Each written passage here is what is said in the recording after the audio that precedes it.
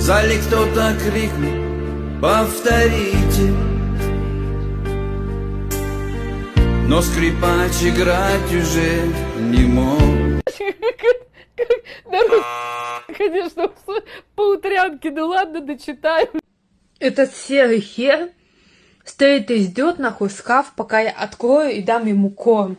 Но, вот, как бы, ну вот. Он стоит и ждет. Ну, чтобы вы понимали, блядь.